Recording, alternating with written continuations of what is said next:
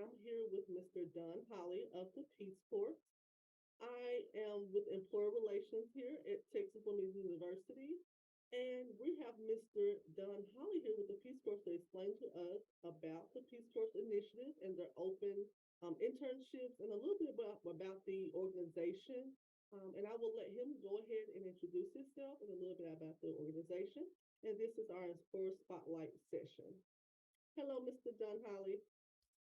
Hey, Constance, thanks for having me. I really appreciate being able to speak to you and the wonderful students at TWU.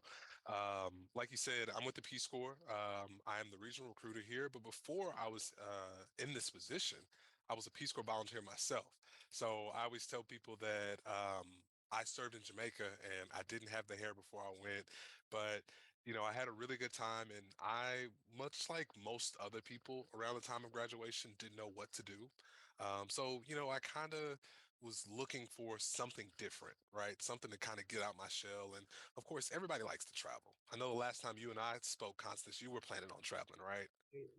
So, what we do in the Peace Corps is international development. So we go to different countries and we help eliminate poverty through teaching people different skills, whether that be teaching English as a foreign language, teaching HIV and AIDS health, or even doing something like I did, where I worked with farmers to help them get sustainable business practices.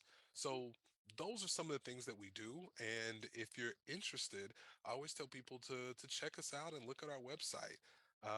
You mentioned also internships, right? Right. So right now we actually do have some internships. We in the past had them just, city to city, school to school, and it kind of just depend on what the type of people we're looking for.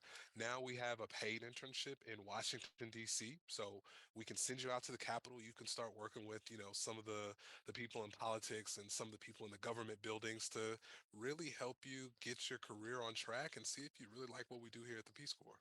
Awesome. That sounds very interesting. Thank you so much for the introduction, Mr. Holly. I would like to just start off and actually, do you guys have any diversity, equality, and inclusion and initiatives for your organization?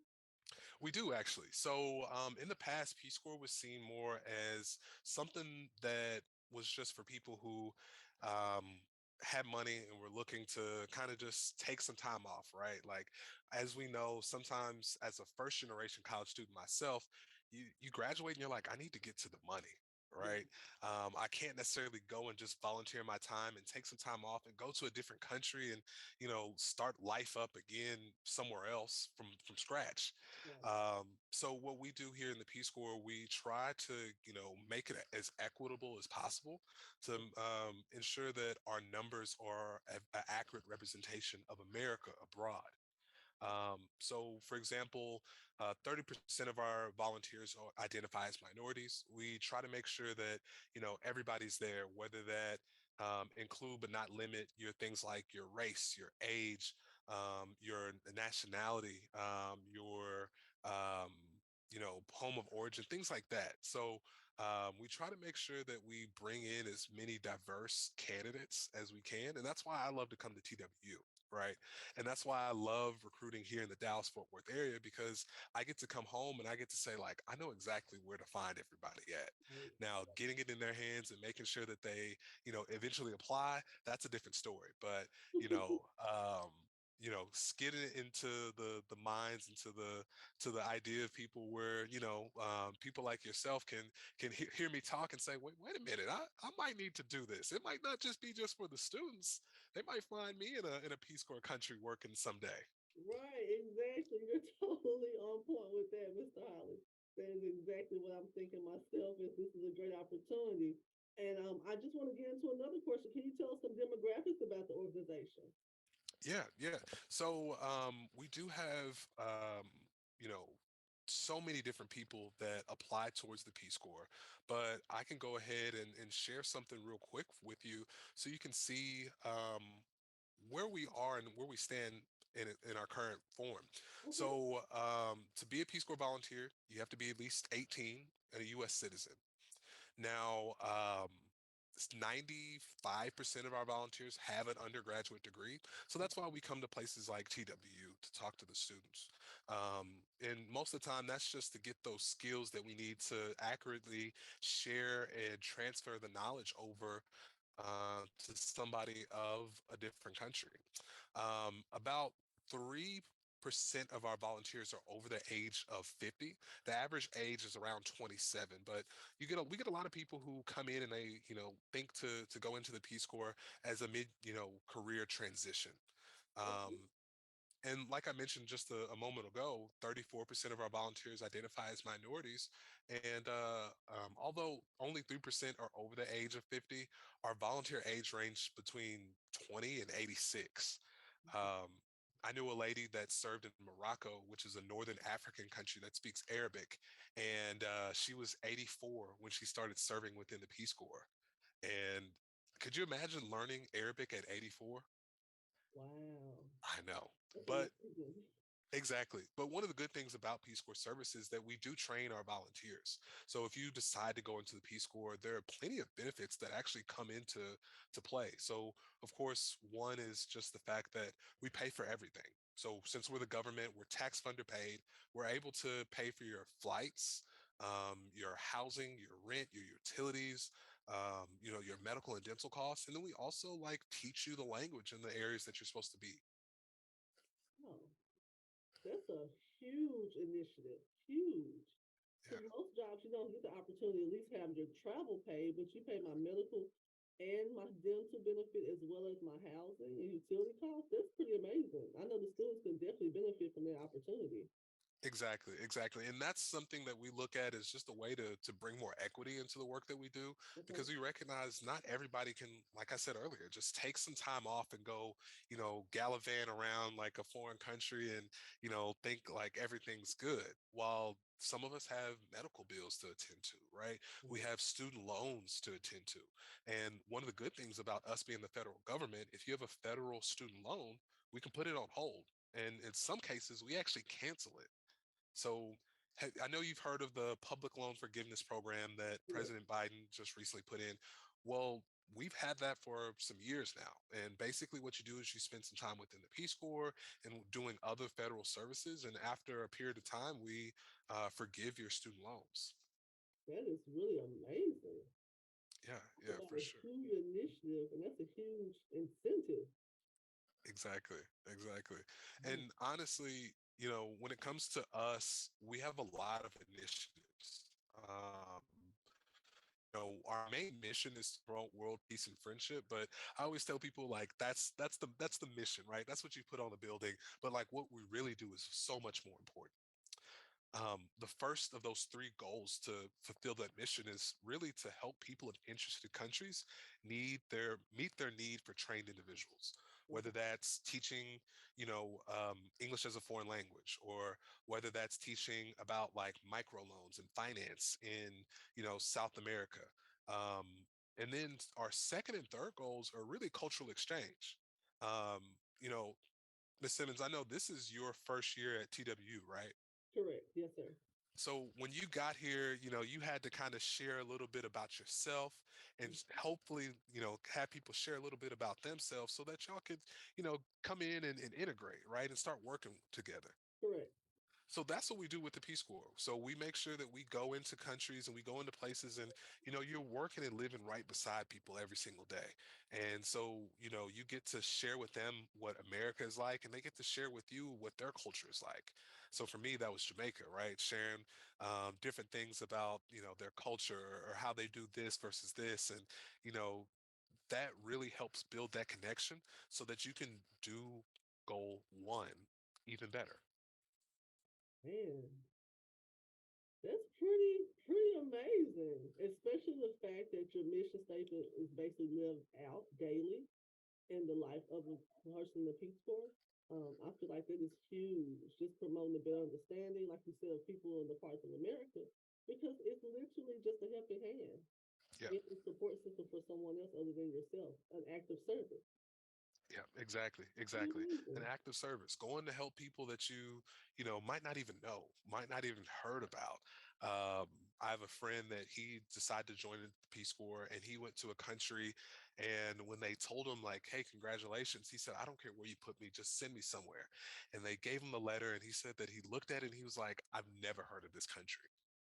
Wow. And it was a country that was smaller than the state of Texas, and he was just like, okay, well, I'll go, and I'll see what it's like. And you know years later, now he can't stop talking about it. He loves it.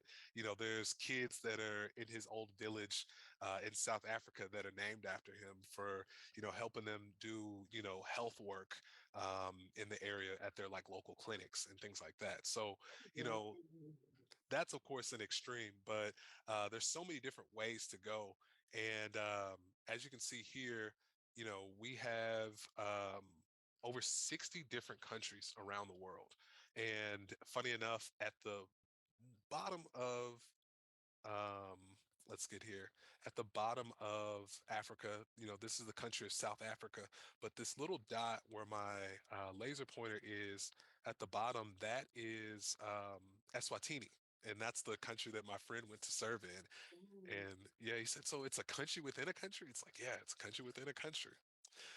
So if you're interested, people can go and serve in the continent of Africa, where over 50% of our volunteers serve, or you can serve in the Caribbean like I did, or even Central and South America, or in the Asia and Pacific Island region of the world. So let me ask you this, Mr. Howell. Do they have a choice or do they have like a top three where they would like to be placed? Or you guys just place them where the need is? We actually have a choice now. So I always tell people back in the day, it was you applied to the Peace Corps, you got a letter in the mail, and you had to pull out a map to figure out where you were going. Now you can apply into the Peace Corps and say, hey, I really liked hearing what Don had to say about Jamaica. I want to go to the Dominican Republic. So you can do that. Now, you can also say, I don't really care where I go, send me anywhere. And so if you want, you can really have control over that situation. And I think that that's something that can really make this enticing. Very much so. Because one reason I wanted to ask that question in regards to being placed is because as I remember back when I graduated high school, this was an opportunity available to me, but they would place you and you didn't have an opportunity. So I thought it would be nice to know if our students would have an opportunity or they would just have to be placed. So I'm glad to know they have a choice now where they would like to be placed. So that's even better. Um, can you give me just a day in the life, Mr. Holly, of an employee with the Peace Corps? Oh, of course, of course. So, like I mentioned, I was a Peace Corps volunteer in Jamaica, and I did agriculture and environment. Okay. Although there are six different sectors where you can go and work, like health, youth and development, community economic development, which is pretty much business, and Okay. education. I worked with these farmers up here at the top left from the Bright River Cooperative, and we did a sustainable agriculture project where we got them, solar energy, rainwater catchment, drip irrigation, and we were able to meet the prime minister, or really like their president in Jamaica, who's this man up here in the top right of my photo, just through the efforts that we were able to do to secure food for a local region. And so, the day in the life just looks so much different from person to person. But for me, I spent most of my time working with these kids at the bottom here at a prep school during the day. I'd wake up, eat breakfast, ride my bike into town, and I would usually like meet with like one of my farmers, and then go over to the school and meet with the kids during the day. Then I'd go and go back to the farm for a little bit and work with the farmers there to, harvest things, or to talk about different ways to manage pests or, bugs. And then I would always come back and start working with the high school kids, where we ended up having a basketball team. So at the bottom left Um, was the local high school basketball team, and I was their coach. And we ended up just, coming together all the time, and really, really fell in love with the area and the people, and just started doing things like having a summer camp, which are the pictures at the top that you see there, or having a community basketball team. We played other schools and other cities, and just got to like really engage in like what we do here at home, but somewhere else. Is that flag football in the bottom middle? That is. So they didn't have American football. And so I met a guy and he was like, yeah, I'm really trying to bring American football in. And so, I had to teach the guys because I played in college how to Okay. play. And we had guys, we had girls, and we had just a football team that was something like a Disney movie.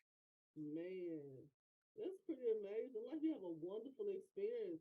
How long was your time there with the Peace Corps? Yeah, so usually time with the Peace Corps lasts around 27 months. So Okay. it's a 2 year long commitment. You spend your first 3 months really getting trained. That's where I learned the language. That's where I learned the money, the history, how to get around. I remember during my training, thinking like, okay, well, I know what I'm doing. We should be able to go out there in like week one. I was like, wait a minute.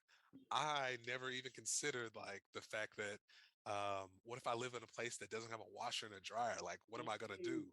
Right. So it was funny because since the weather's 80 degrees every single day, um, my one of my families that I lived with, they had a washer, but they didn't have a dryer. And so they'd be like, yeah, yeah, go ahead and, hang it up on the line every single day. And I was like, well, I used to do this with my grandma. This is so nice. Yes. But then this is when you need to know what you're doing before you do it. Because one day somebody was like, hey, it's mango season, right? And I was like, what's that got to do with anything? They're like, well, you don't want to hang up your wet clothes near like mango trees because like the bugs from the mango trees can get into your clothes. And I was just like, I really appreciate like y'all like me enough to at least tell me and not let me find out Right. the hard way. Right. That would have been a disaster. A Exactly. disaster. Um, wonderful, wonderful. This has been a great, great conversation thus far. I just have a couple more questions for you, and then our employer spotlight session will be ending. But I have enjoyed you thus far. My next question for you, Mr. Holly, is like, what does the organization look for in a candidate?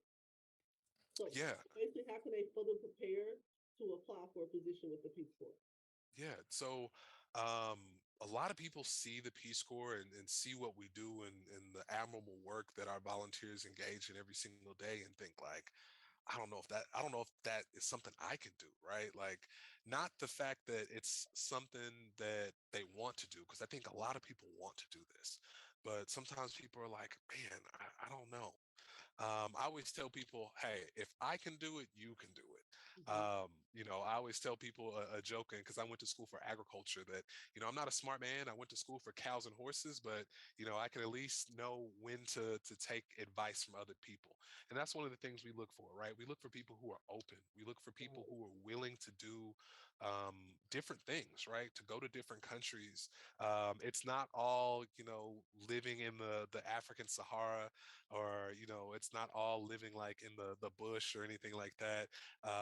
It's different from country to country, region to region, but one thing that we all look for is somebody that has experience working with people of different backgrounds, have a diverse background themselves, and people that have a degree in, for example, education. If you're going to be a teacher, we'd love to have you teach math and science in Cameroon. Or if you're going to be working at a bank, we'd still love to have you, working in Peru, helping, oversee banking and finances for a women's group. Things like that. Like if you're going to be a doctor, we'd love to have you in Indonesia doing, malaria, you know, community-based education, things like that. That's pretty amazing. Thank you so much for that detailed description. The last thing I have for you today, sir, is like, are there any recruitment efforts for or events that students can attend and our alumni can attend that's local to the DFW area? Yes, we do. So if you do, you'll see me. Go to our website, peacecorps.gov, Okay. and you'll be able to find some of the different positions that we have out there. You'll be able to find different events that we have in the Dallas Fort Worth area. So Yes. if you want to come virtually, if you want to be there in person, Mhm. it's totally accessible, and it's actually something that I can pull up here and show you Okay. just exactly what that looks like. I would So, appreciate that. Thank you. yeah. So, of course, our website is peacecorps.gov. And on our website, you'll see the events that we have. You can put in things like states. So in Texas, you'll see over the next couple of weeks, there's an application workshop at UT Austin, or we had a panel on Wednesday in Denton, actually, or things like this, a local event in Richardson, Texas, where we'll have a Q&A where you can speak to people who did Peace Corps before. I always tell people that, like, hearing from me is good, but you should hear from somebody who isn't paid to tell you, because they'll tell you the same things I do, and they'll at least like have a different viewpoint. Okay. So that's where you go. And then, of course, peacecorps.gov/openings. You can see all the different positions that we have on our websites. Say you want to go to, um, you know, Mexico. There's a position in Peace Corps Mexico where you can be working for climate change awareness and action, where if you apply by the 1st of January, you'll be out in the field by August 28th. So you can Okay. start working and getting out there and doing the work pretty quickly. Amazing, amazing. Thank you for taking us to the website and showing us how to apply for those positions as well. And I want to once again thank you for your time today. I really enjoyed this employer spotlight with you, eh, showing the initiative within the Peace Corps. And once again, my name is Constance Simmons. I'm the Employer Relations Coordinator here at Texas Women's University. And this here is Mr. Don Holly of the Peace Corps. He's their regional recruiter. Thank you so much for your time, sir. And we should be hearing from you soon. I know our students will greatly appreciate this information. Of course, and would gladly appreciate you all. Thank you so much.